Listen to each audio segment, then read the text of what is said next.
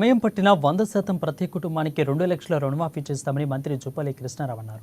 నిజామాబాద్ జిల్లా ఆర్మూర్ పట్టణంలో ఎక్సైజ్ కార్యాలయాన్ని ప్రారంభించడానికి వచ్చిన మంత్రిని రైతు జేఏసీ నాయకులు కలిసి వినతి పత్రం అందజేశారు. ఎలాంటి షరతులు లేకుండా పూర్తి స్థాయిలో అర్హత ఉన్న రైతులందరికీ 2 లక్షల రుణమాఫీ చేయాలని ఆయన కోరారు. దీనిపై మంత్రి సానుకూలంగా స్పందించి తనది కూడా రైతు కుటుంబమేనని చెప్పారని అన్నారు. సొసైటీల నుండి బ్యాంకులకు రిపోర్టు రాకపోవడం టెక్నికల్ ప్రాబ్లమ్స్ వల్ల ఆగిపోయాయని ఆయన తెలిపారు.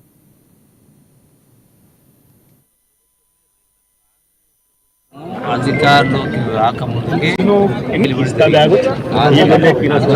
రైతులు చెప్పినటువంటి దానిలో దీనికంటే మొదలు గతంలో గడచిన 10 సంవత్సరాలలో ప్రకృతి వైపరీత్య అధిక వర్షాలు గురించిన కరువు వచ్చిన పంట నష్టం అనేది లేకుండా ఆ పంట నష్టాన్ని కొత్తగా ఈ ప్రభుత్వం కాంగ్రెస్ ప్రభుత్వం రేవంత్ రెడ్డి గారి నాయకత్వం తీసుకోవడం జరిగింది. రెండవది క్రాప్ ఇన్సూరెన్స్ గడిచిన 10 సంవత్సరాలు మూలపడి ఆ క్రాప్ ఇన్సూరెన్స్ కూడా ప్రభుత్వమే రైతాంగం పక్షాన ఇన్సూరెన్స్ పేమెంట్ చేసి ఆ రైతు బీమా రైతు భరోసాను కంటిన్యూ చేస్తాం.